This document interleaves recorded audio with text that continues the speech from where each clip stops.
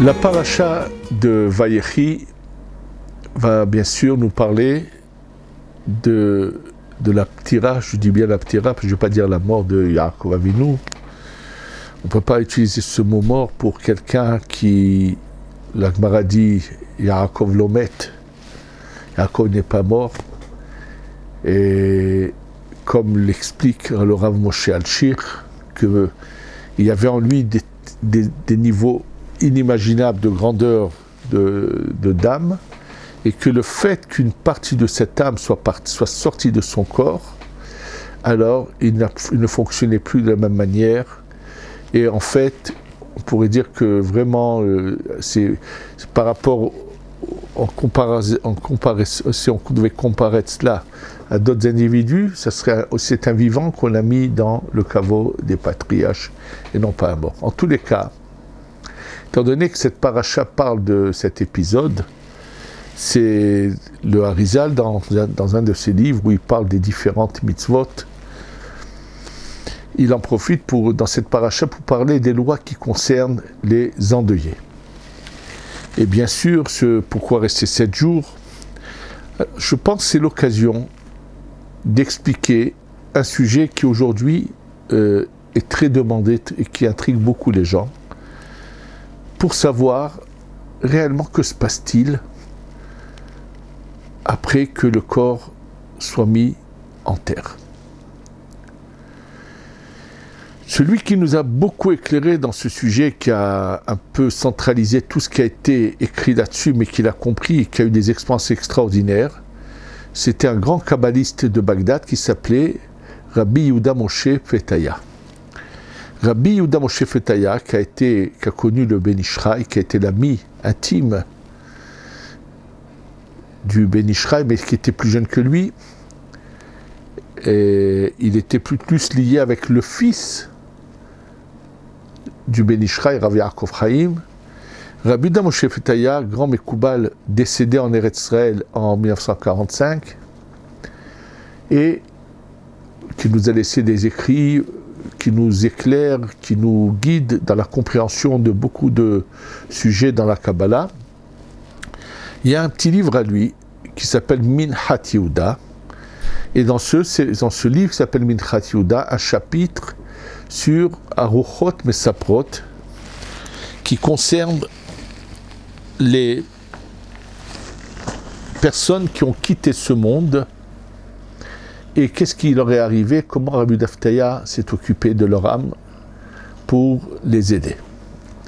Et là-bas, il explique que se passe-t-il réellement après qu'une personne quitte ce monde, et il nous fait des révélations vraiment extraordinaires.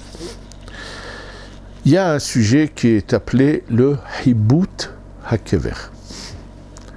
Hibut vient du lachon lahbot. Lahbot, c'est quand je prends quelque chose et je le frappe. Je prends un bâton et je frappe sur quelque chose, je suis hovet.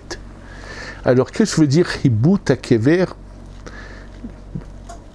On bat quelque chose dans la tombe. Alors, Rabbi Yehuda Fetaya explique qu'en fait, une fois que la personne est enterrée, arrivent tout de suite 4 anges et posent la question à la personne qui est partie de ce monde, lui demande quel est son nom. Il ne s'agit pas du nom qu'il avait de son vivant, mais en fait, de la même manière qu'on a un nom, il y a un nom également à la Neshama, il y a un nom à la Klippa, à cette couche qui est sur la Neshama, et on demande le nom. Pourquoi faut-il qu'on pose cette question? C'est que tout simplement, c'est que si quelqu'un s'est vraiment sacrifié, s'est donné cœur et âme au service d'Hachem, au moment de sa mort, la partie qui est encore attachée, de son âme attachée à cette enveloppe qui était dans le corps, se sépare tout de suite, et naturellement, cette âme répond et donne le nom, et ça se finit là. Mais si par contre la personne a fauté, elle ne saura pas répondre parce que cette partie d'âme est collée à cette clipa, Et eux, en fait, le chibout, c'est comme lorsqu'on prend des morceaux d'argent ou d'or qui sortent de la terre, et avant on enlevait tout ce qui était mélangé à l'or qui n'était pas de l'or, avec un petit marteau, on frappait sur ces morceaux d'or, on frappe. Au fur et à mesure qu'on frappe, les parcelles qui ne sont pas de l'or se retirent, tout ce qui est de la terre ou qui est un peu collé se retire par les coups. C'est dans cette même idée que ça s'appelle la souffrance du chibout hakever. Les chachamim, nos sages, parlent de 3 jours que peuvent durer le chibout hakever en général. Mais c'est d'une manière générale. Maintenant, il se peut que ça puisse durer beaucoup plus longtemps, et je vais tout de suite arriver à cela. Après que, une fois que la personne a répondu le non, cette partie de l'âme, parce qu'il y a plusieurs parties d'âme, une partie de l'âme qui est partie directement, ou cette partie qui était collée à la clipa, les anges l'envoient au Beddin, au tribunal céleste. Et là, on commence à la juger. Alors bien sûr, ceux qui ont fait des fautes graves vont avoir comme punition, pas le guéhinam, pas l'enfer, pas du tout, ça s'appelle la errance au-dessus de la terre, et ce qu'on appelle le kaf hakela. Ils vont errer et ils vont subir des souffrances terribles en errant au-dessus de la terre. Et ces âmes qui errent comme ça au-dessus de la terre, alors il y a différentes... En général, on les punit, elles doivent errer au-dessus du pays dans lequel elles ont habité. Et c'est dans ce cas-là, c'est une souffrance moins grande pour l'âme que lorsqu'on l'oblige à aller errer dans des lieux qu'elle n'a jamais connus. Ça lui rajoute des souffrances en plus. Ça, c'est pour les fautes très graves pour lesquelles on donne cette punition du kaf hakela. Et ce genre d'âmes qui ont donc eu des fautes très graves, qui errent entre le ciel et la terre, et qui peuvent des fois pénétrer des personnes, c'est ce qu'on appelle un dibouk chez certaines personnes, sont entrées en elles, et font souffrir la personne dans laquelle elles rentrent. Et c'est des cas comme ceux-là qui sont venus chez Rabbi Yehuda Petaya, et il leur a fait un tikkun. Je vais donner un exemple. Il y avait une jeune fille qui avait souffert le martyre. Je ne vais pas aller dans tous les détails parce il me faudrait des heures. En tous les cas, je vous le dis brièvement, une jeune fille de Bagdad qui lorsque sa mère s'absente et elle l'a laissée chez une tante où elle a des traitements terribles, elle pleure, elle souffre, et un jour elle sent quelque chose rentrer en elle par le dos. Et tout ce qu'on a essayé de faire ne sert à rien, et jusqu'au jour, ils vont prier sur la tombe d'un grand tzaddik en Irak, et à leur retour, ils passent devant la maison de Rabbi Yehuda Petaya, et quand ils rentrent chez lui, alors Rabbi Yehuda Petaya, en chuchotant dans l'oreille de la personne qui a subi le dibouk, au début c'était en chuchotant, vers la fin de sa vie c'était juste avec sa main, il voyait où le dibouk se trouvait dans le corps, il posait la main sur la personne, et où il mettait sa main, ça brûlait le dibouk à l'intérieur, ça l'obligeait de sortir. Et donc Rabbi Yehuda Petaya découvre que dans cette jeune fille, elle s'appelle Katon, c'était son nom, c'est un nom irakien de l'époque, était rentrée en elle une femme qui était morte je ne sais pas combien de temps, et dont Rabbi Yehuda Petaya connaissait exactement de qui il s'agissait. En fait, il s'agissait d'une femme qui, malheureusement, s'était mal conduite et avait trompé son mari. À la 100e fois qu'elle a trompé son mari, au ciel, il a été décidé qu'on la retire de ce monde, bien qu'elle n'avait que 40 ans. On a décidé que c'est tout, il faudrait qu'on la retire de ce monde. Elle avait trompé 100 fois son mari, et son mari ne le savait pas, bien sûr, donc vivait de manière interdite avec sa femme. À la 100e fois, hop, elle était assise dans son salon avec de la famille, tout d'un coup, elle part de ce monde. Et cette femme-là, quand elle est montée au ciel, elle raconte que, naturellement, elle a été jugée, d'abord, la première chose pour laquelle elle a été jugée, sur la faute la plus grave. Donc la faute la plus grave, c'est cet adultère qu'elle a commis. Et quand on lui a demandé combien de fois elle avait trompé son mari, bien sûr, elle ne le savait pas. Et on lui a dit que c'était 100 fois. Et quand on lui a dit pourquoi elle a fait ça, qu'elle a voulu mal répondre, elle a tout de suite été brûlée avec des feux qu'on ne peut pas comprendre puisqu'il s'agit de l'âme. et ont été décrétés sur elle 100 années, 100 ans d'errance entre le ciel et la terre. Et pendant ces années d'errance, elle est rentrée dans cette jeune fille. Par moments, elle ne pouvait pas rester toute la journée, mais les mois rentrés, elle avait réussi à pouvoir rentrer pour certaines raisons, et elle la faisait donc terriblement souffrir. Dans toutes les différentes... ça, c'est la pire des étapes, c'est celle-là. Maintenant, on lui a dit, après 100 ans, elle reviendra au Beddin, et on la jugera sur les choses moins graves. Et là, et bien sûr, Rabbi Daftaya va aider cette femme à diminuer la période de cette errance de Kafakela. Maintenant, ceux qui ne sont pas dans cette situation de Kafakela vont aller, et qui ont fait des petites choses, qu'il faut juste qu'elles aient des bains de nettoyage, vont aller dans ce qu'on appelle le Guinam, ce qu'on appelle en fait, ce sont en fait des bains qui vont nettoyer la Neshama. Ça peut durer 12 mois.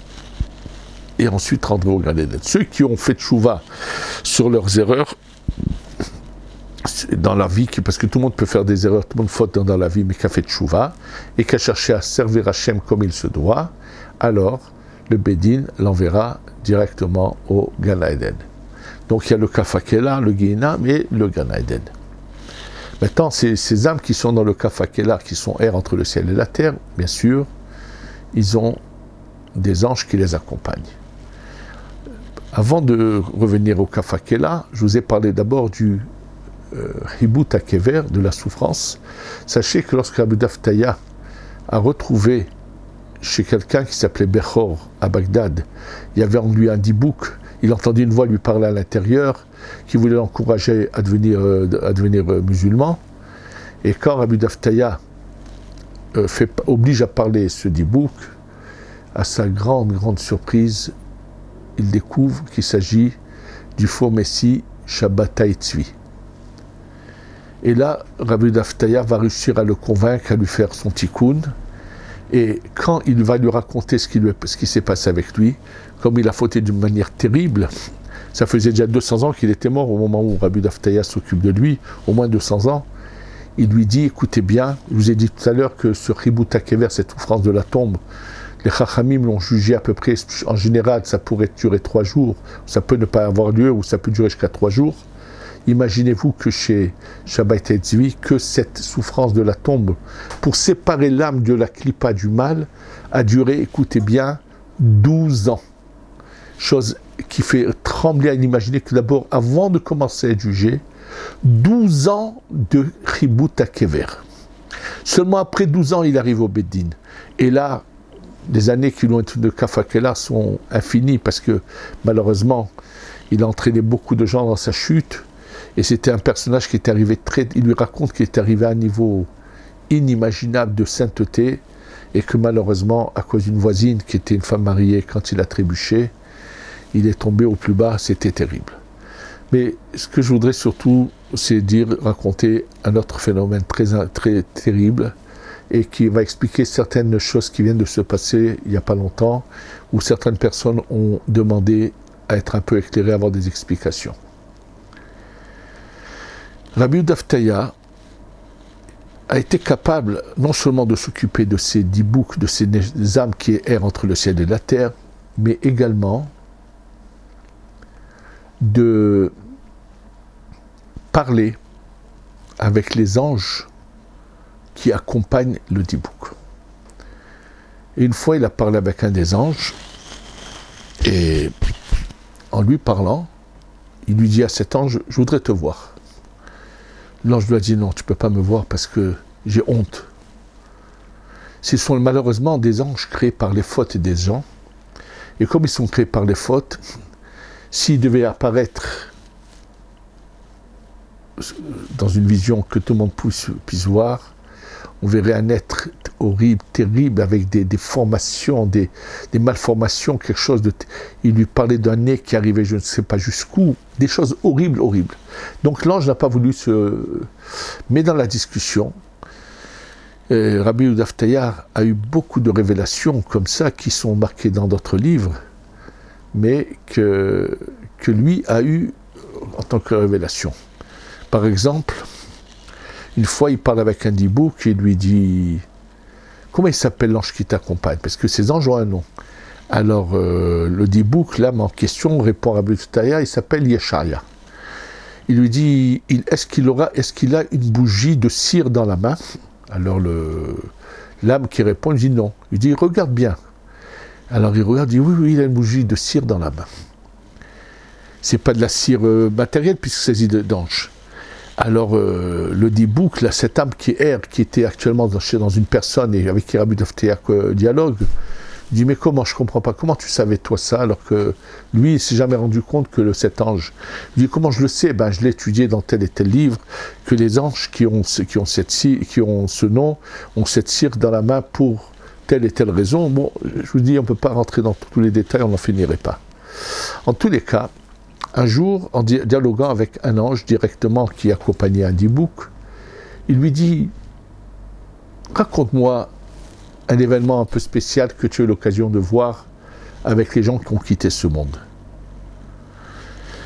Il lui dit, je vais te raconter un événement vraiment très spécial. Et justement, je le ramène parce que ça va peut-être éclairer et expliquer certaines choses qui ont choqué beaucoup d'entre nous d'un événement qui vient de se passer. En fait, il lui dit, qu'est-ce qu'il y a de très spécial que tu as vu? Il lui dit, écoute, tu te rappelles à Bagdad, une famille qui s'appelle comme ça et comme ça? Il dit oui. La mère était malade et elle a été hospitalisée. Il dit en fait, elle avait une grande douleur à la poitrine, elle souffrait terriblement de douleur à la poitrine. Bon, la médecine de cette époque n'était pas fameuse, mais quand même, ils ont tout essayé de voir, ils n'ont absolument rien trouvé. Donc elle est hospitalisée et on savait quand même donner des calmants, mais les calmants de l'époque étaient très forts et très dangereux. Et on ne faisait pas comme on le fait aujourd'hui, qu'à certaines heures, une infirmière passe et donne. On avait mis la boîte de calmants à côté de cette femme, et à chaque fois qu'elle souffrait terriblement, elle prenait un calmant avec de l'eau.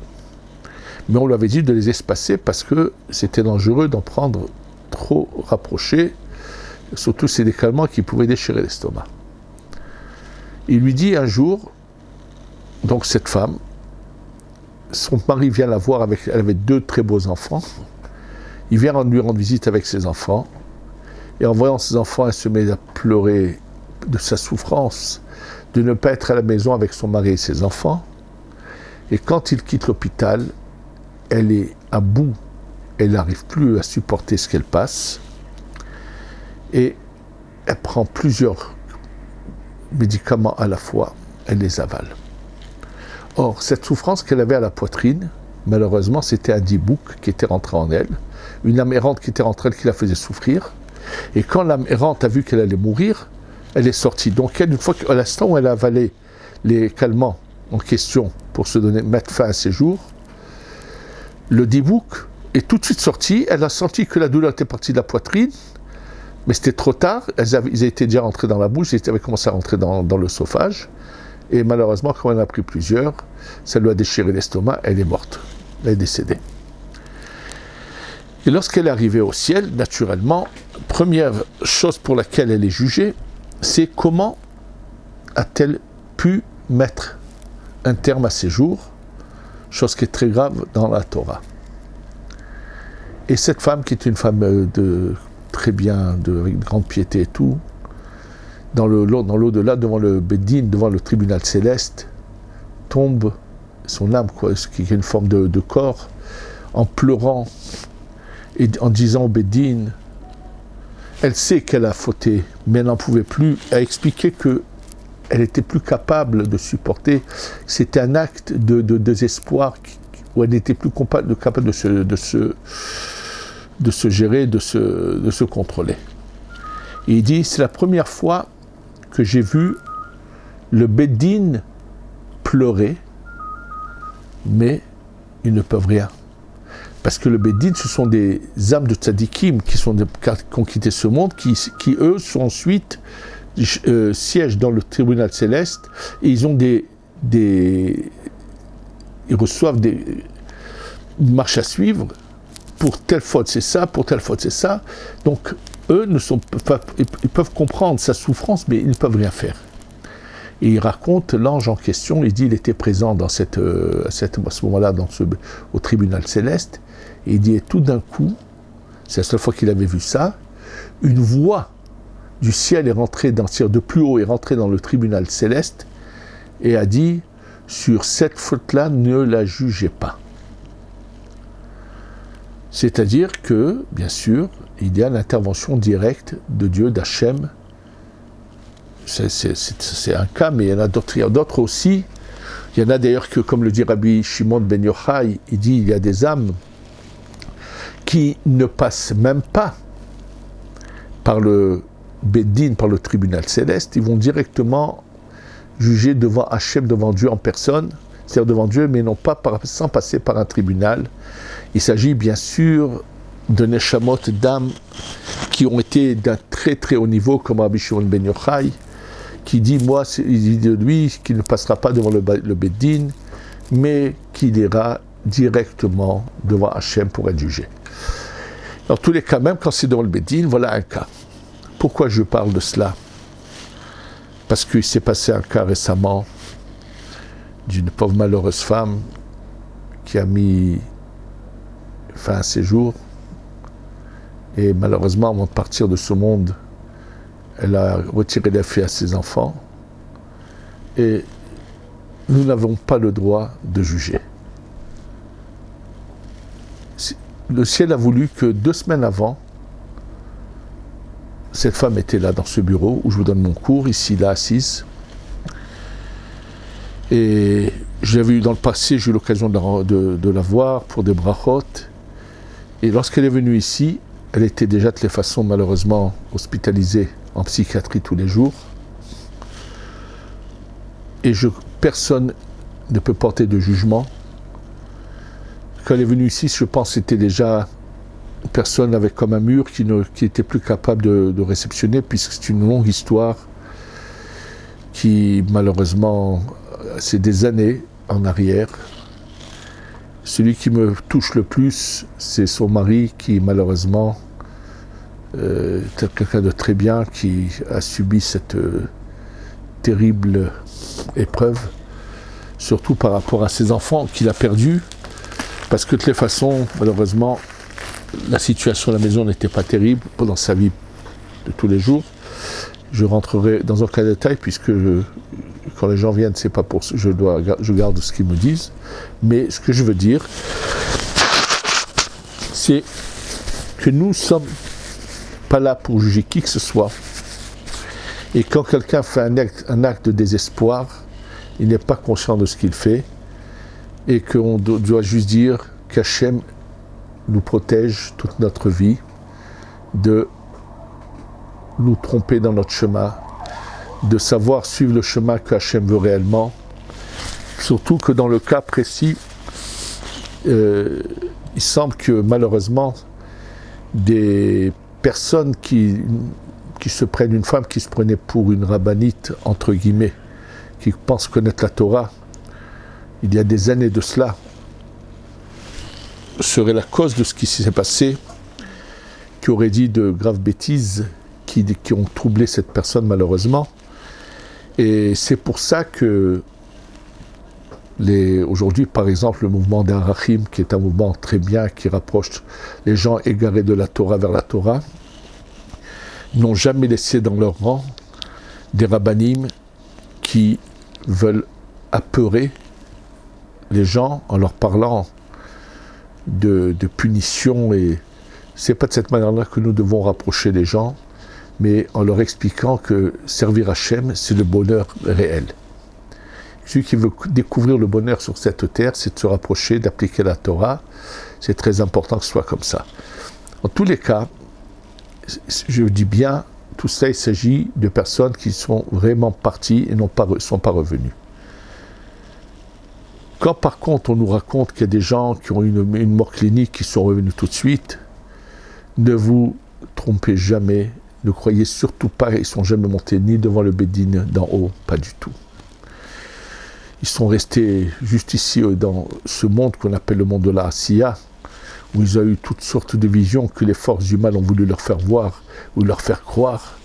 Et c'est pour cela qu'il ne faut surtout pas, en aucun cas, faire cas de ce qu'ils pourront raconter, qu'ils ont vu, qu'ils ont entendu, que ça peut être que des histoires à dormir debout, du mensonge pur et simple, des inventions, du n'importe quoi. Donc surtout, il ne faut pas faire cas de cela.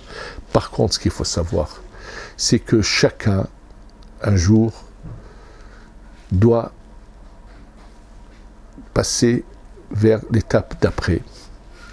Et donc, il faut se préparer à cela et savoir qu'il y a un jugement, on ne fait cadeau de rien, mais qu'il faut tout simplement savoir réparer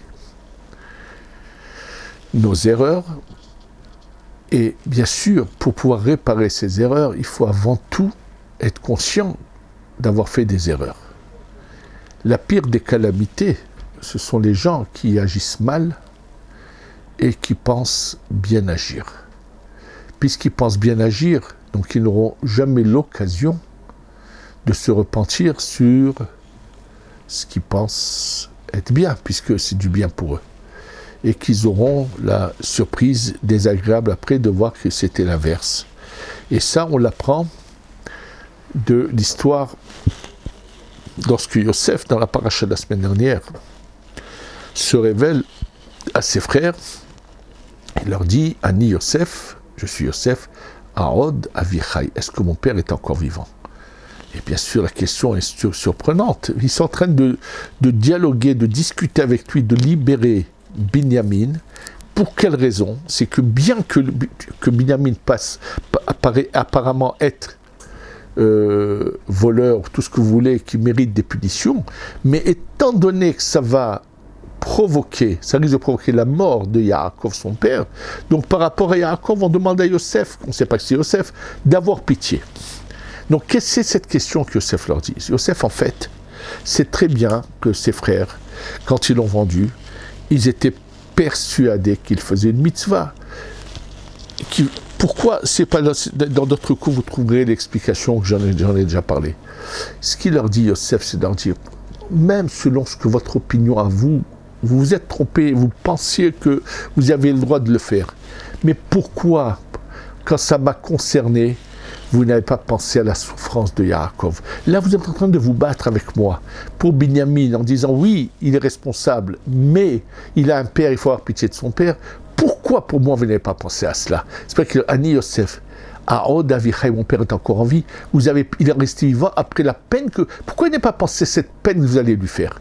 Et il est dit, ils n'avaient plus de quoi répondre. Ils ont réalisé qu'il leur prouve qu'ils ont mal agi. Mais ils étaient persuadés qu'ils avaient fait une mitzvah. Et de cela, la Gemara dans Masechet Chagiga nous dit qu'il y avait un Rabbi Elazar, lorsqu'il arrivait à cet endroit, pleurait en lisant ces versets-là. Pourquoi? O ilanu miyom adin, o ilanu miyom atochecha. Malheur à nous le jour où on sera jugé, malheur à nous le jour où on va recevoir des remontrances. Ça veut dire, si on fait des erreurs, de faire des avérotes, de faire des mauvaises actions en pensant qu'on fait des mitzvot, c'est la pire des calamités. Parce qu'on n'aura même pas fait de teshuva là-dessus. En tous les cas, juste avoir une idée des différentes étapes. Et bien sûr, ce qui peut aider quelqu'un lorsqu'on est pitié de lui là-haut, c'est les bonnes actions qu'il a fait, qu'il a laissé, des enfants bien. Il y a plusieurs choses qui peuvent aider, mais en tous les cas, c'est d'une manière très générale. On ne peut pas aller plus loin là-dessus. Je voudrais juste quand même rajouter un mot sur cette paracha, sur le premier rachis de cette paracha. Cette paracha dans la Torah ne commence pas à un début de phrase, mais si on voit le parchemin, on ne verrait même pas où commence cette paracha, elle est en plein milieu d'une phrase. Donc, ça s'appelle paracha, c'est tout même paracha fermé. Et il nous dit pourquoi elle est écrite de cette paracha, de cette manière-là, puisqu'est mort Yaakov, se sont fermés les yeux et le cœur du peuple d'Israël. Rashi le ramène tout de suite. En fait, il ramène le Midrash qui dit qu'a commencé l'esclavage. Je veux dire très brièvement, sachez que c'est marqué Kulam Bechorma Asita. La Chorma, c'est le Yud du nom de Dieu. C'est elle qui fait la séparation du bien et du mal. Yaakov, sachez que sa neshama, c'est de la chorma. C'est le yud. Son père et son grand-père, non. Sont droite et gauche de la bina, mais lui, il est appelé Bechir Shebavot, il est la chorma. Et la Chokhmah est comparée aux yeux. Le Yud du nom de Dieu, c'est les yeux. Le He, c'est la Bina, c'est Yud. Ensuite, He, Vav et He. On a le nom de Dieu sur nous, Yud, He, ensuite Vav et He. Et le Yud, c'est la Chokhmah. Et la lumière de la Chokhmah se révèle aussi dans le corps, au niveau du cœur. Et Yaakov, en Égypte, pendant les 17 ans qu'il est là, va d'abord faire sortir de la Klippa toutes les nitzotzot de Gdusha. Et c'est la Chokhmah qui a la force de le faire. C'est pour ça qu'on nous dit dans la paracha d'avant qu'il va avoir 600 000 descendants. Et maintenant, ces descendants vont devoir commencer à nettoyer ces nitzotzot, à les séparer, la lumière de l'enveloppe qui est autour. Et donc, au moment où meurt Yaakov, la Chokhmah s'en va. C'est pour ça que c'est marqué que les yeux et le cœur se sont fermés. La lumière de la Chokhmah que véhiculait l'âme de Yaakov part. Et le Shaboud va commencer maintenant la deuxième étape, c'est de séparer les nitzotzot de leur enveloppe. Bien que l'esclavage a commencé qu'après la mort de la dernière tribu, mais le travail de la séparation avait déjà commencé. Les âmes des tribus les aidaient sans esclavage à faire cette séparation. Une fois que les tribus sont toutes parties, alors ça a été l'esclavage seulement qui a pu le faire. Ça aurait pu se passer différemment s'il y avait eu des gens qui avaient suivi le chemin des tribus. C'est-à-dire qu'on peut, dans la vie, faire ce qu'on appelle le birour, cette séparation des nitzotzot, par l'étude de la Torah, par le service d'Hachem, sans souffrance.